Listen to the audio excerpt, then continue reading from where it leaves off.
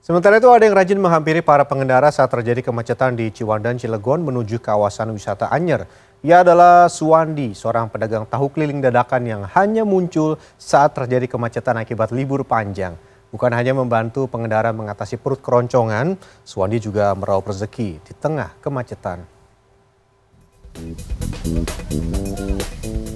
Mengantuk saat berkendara di tengah kemacetan atau merasa emosi karena terjebak macet cukup lama?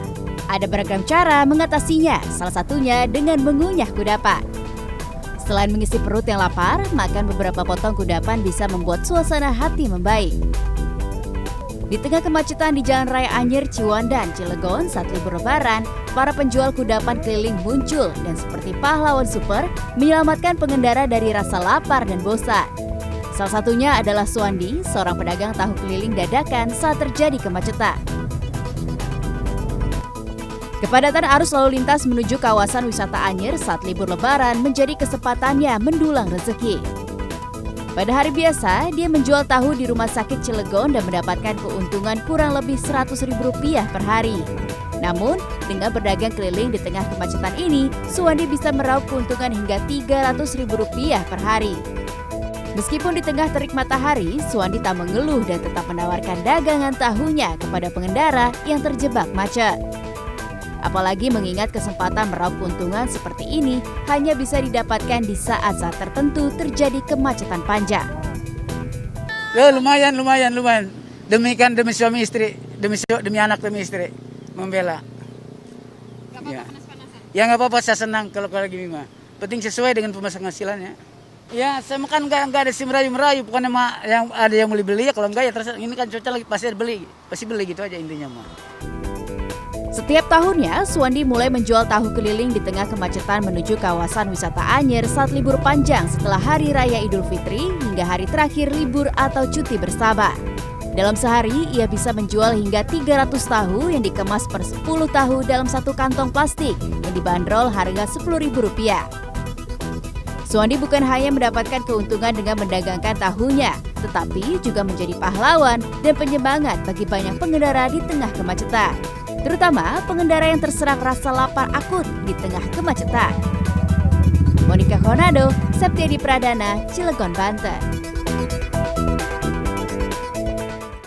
Bagi anak-anak, angpau atau amplop lebaran sangat ditunggu-tunggu. Kalau di total, uang amplop lebaran yang diterima anak-anak ini jumlahnya cukup lumayan besar. Nah, lantas bagaimana cara bijak untuk mengajarkan anak mengelola amplop lebaran mereka? Simak jawabannya berikut ini.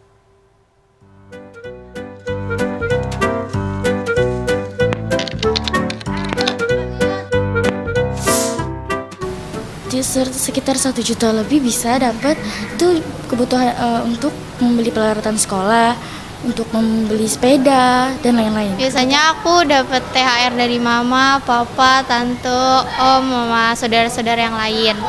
Itu biasanya jumlahnya 300 lebih atau sampai 400. Itu biasanya Dapatnya 600.000 dari mama papa buat kebutuhan sekolah dan pakaian lain-lainnya.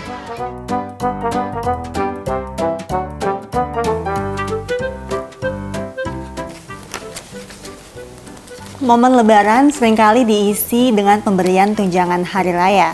Tidak hanya pekerja, namun anak-anak juga sering mendapatkan THR dari orang tua hingga sanak saudara mereka.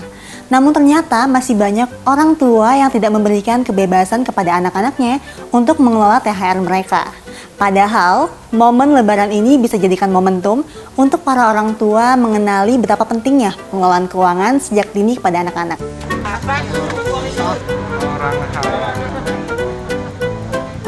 Ya nyimpen. Soalnya apa? Kalau dikasih anak itu kan langsung buat beli apa-apa.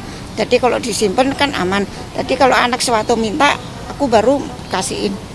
Oh, saya ambil terus saya simpan. Tuh. Nanti kalau dia minta baru saya kasih.